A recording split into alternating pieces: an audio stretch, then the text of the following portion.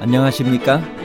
인생의 복잡한 문제들을 말씀으로 단칼에 해결해주는 김종근 목사의 쾌도 남마입니다.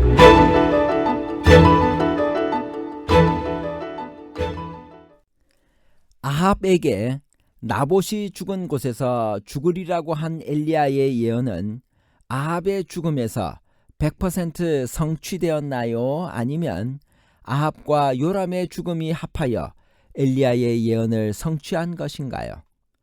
아합의 죽음뿐과 아합과 요람의 죽음에 관한 복잡한 문제를 하나님 말씀의 가르침으로 명쾌하게 해결해 드리겠습니다.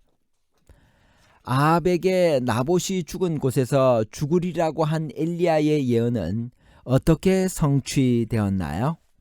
열왕기상 21장 19절.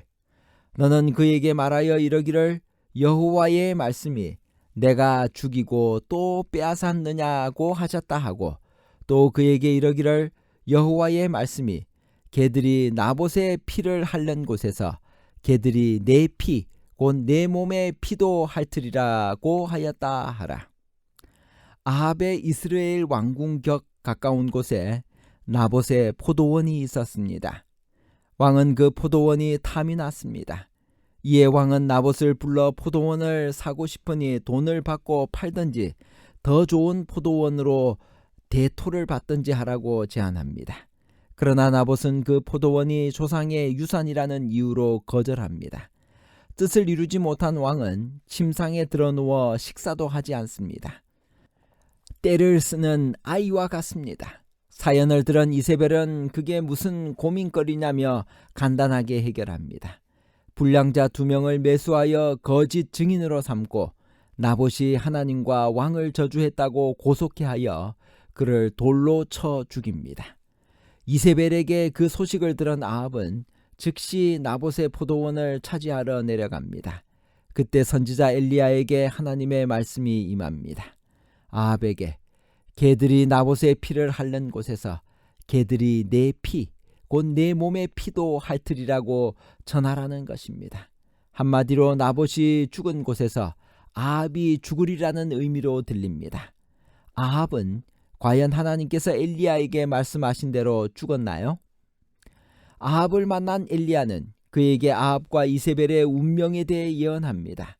그런데 엘리야로부터 기별을 들은 아합이 그의 옷을 찢고 굵은 배로 몸을 동이고 금식하고 굵은 배에 누우며 또 풀이 죽어 다닙니다.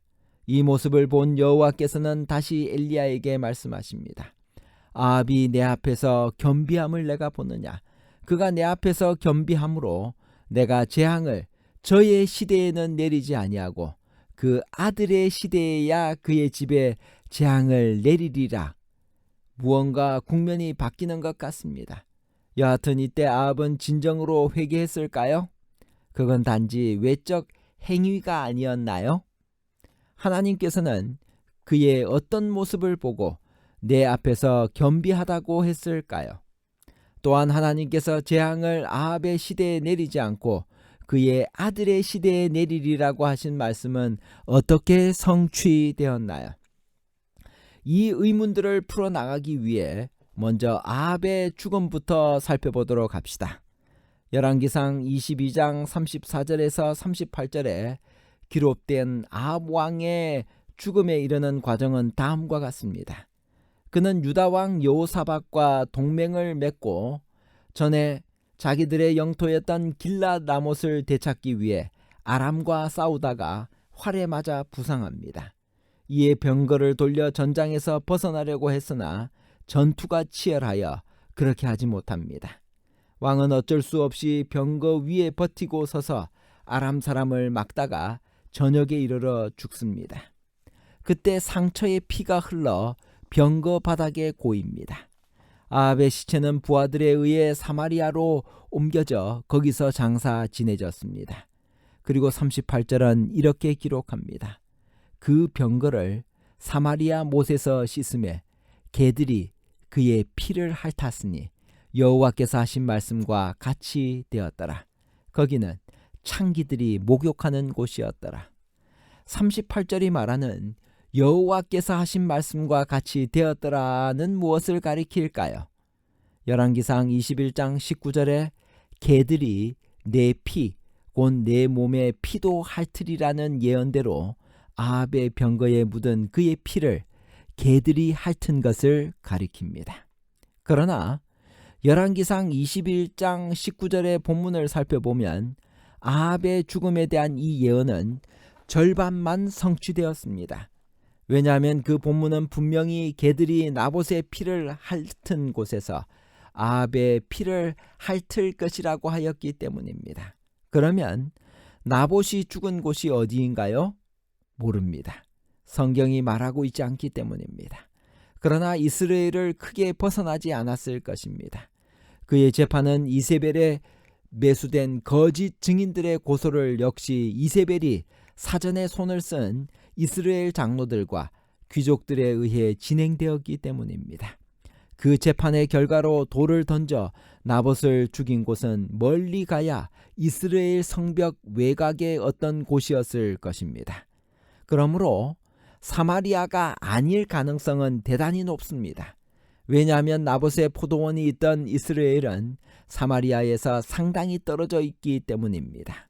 그러므로 아합 왕의 죽음에 대한 엘리야의 예언은 반만 성취된 것입니다. 과연 그런가요? 이를 해결하기 위해 다양한 이론들이 제시되었습니다.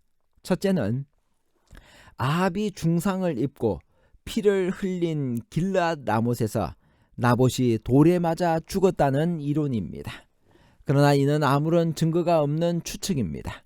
무엇보다 길르앗 라못은 이스라엘에서 사마리아만큼 멀리 떨어진 거리에 있습니다. 둘째는 나봇이 사마리아로 옮겨져 처형되었을 것이며 이세벨이 그의 시체를 사마리아에서 확인했을 때 개들이 거기서 그의 피를 핥았을 것이라는 이론입니다. 가능한 추측이지만 역시 본문상의 증거가 없습니다. 셋째는 왕의 병거를 씻은 사마리아 못이 이스라엘에 있었다고 보는 이론입니다.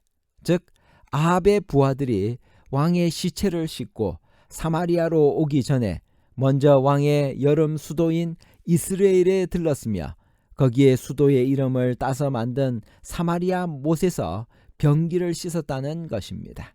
그러나 이 해석은 바로 전절에서 그의 시체를 메어 사마리아에 이르러 왕을 사마리아에 장사하니라와 충돌됩니다. 넷째는 나봇의 처형 장소와 사마리아 연못을 넓은 의미에서 이스라엘에 속하는 같은 장소로 보아야 한다는 견해입니다. 그러나 성경에서는 이스라엘과 사마리아를 같은 장소로 본 증거를 전혀 찾을 수 없습니다. 엘리야의 예언에 대한 온전한 성취는 본문 자체가 설명해 줍니다.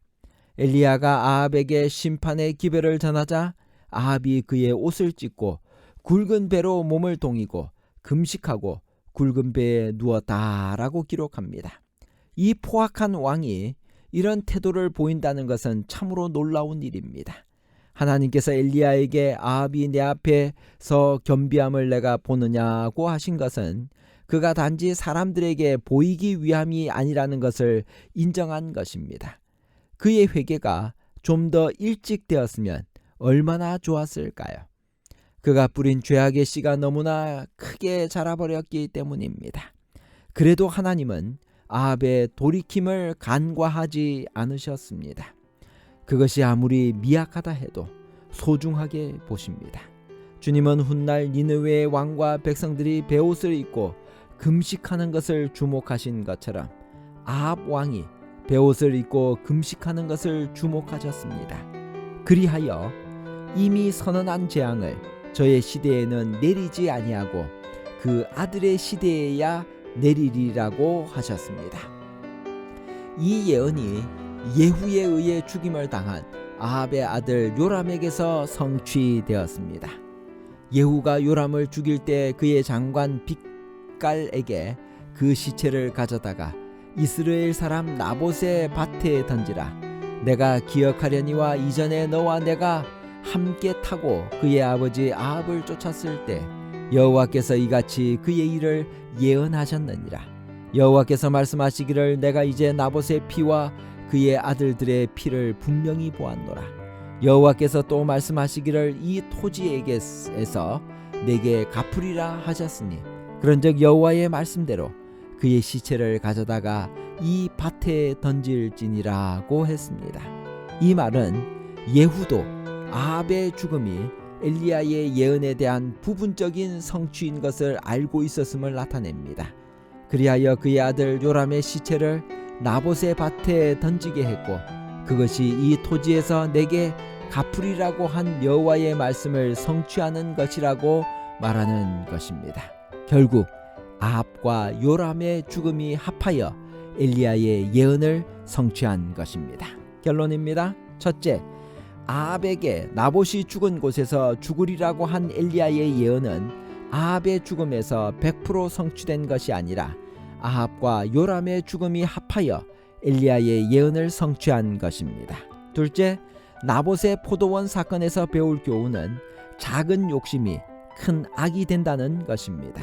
셋째, 하나님께서는 아무리 작은 악이라도 반드시 심판하십니다. 감사합니다.